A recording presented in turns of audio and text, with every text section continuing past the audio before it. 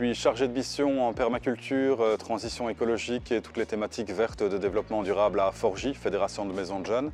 Je m'intègre ici dans le cadre des stages de l'atelier M. On a fait une semaine de stage en permaculture. On a pu faire des créations de zones de culture, explication de la permaculture quand même en début de semaine.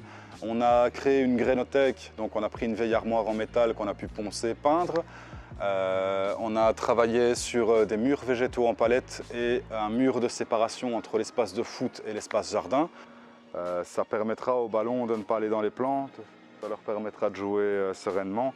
Et en même temps, du coup, on a exploité ce mur végétal, enfin ce mur de protection en mur végétal. Donc du coup, en début de semaine, on a fait une palette en mur végétal avec du géotextile à l'intérieur.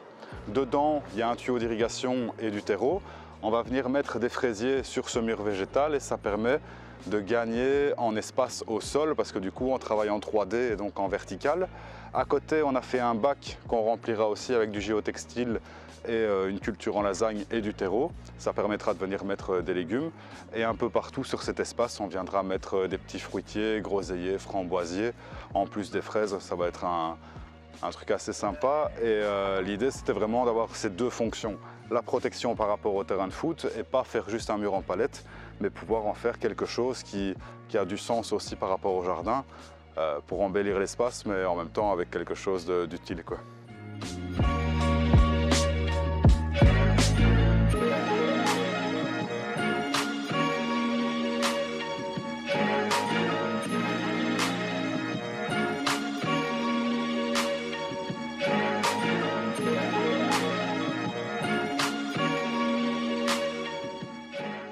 Une grainothèque, c'est une bibliothèque de graines, une bibliothèque à graines.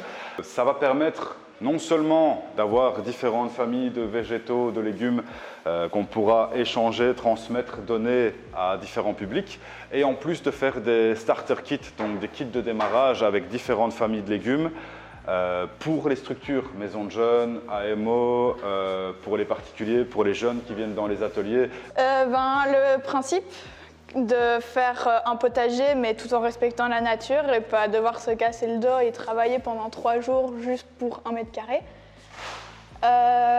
Le fait aussi que déjà de l'année, je venais tous les mercredis pour assister aux ateliers et du coup ainsi faire une semaine complète, on apprend beaucoup plus de choses plus vite. Et tout simplement pour continuer les projets qu'on avait déjà mis en place durant l'année.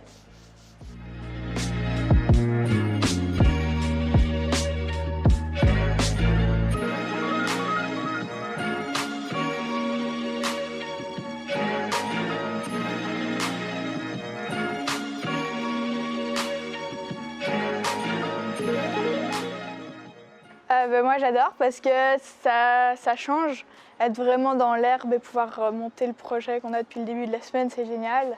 Tous les jeunes avec qui j'ai la chance de travailler en atelier sont des jeunes qui seront l'avenir par rapport à ça. C'est vraiment important, à mon sens, qu'eux aient justement ces gestes techniques, ces savoirs, en sachant que la permaculture est une technique quelque part, ou en tout cas un mode de jardinage qui casse les codes et qui ne fait rien comme les autres. Donc c'est vraiment important de pouvoir travailler avec la nature plutôt que contre elle et de travailler au niveau du biomimétisme, d'imiter les forêts et les espaces végétaux plutôt que de lutter constamment contre les mauvaises herbes et tous les problèmes que rencontrent les jardiniers de manière classique.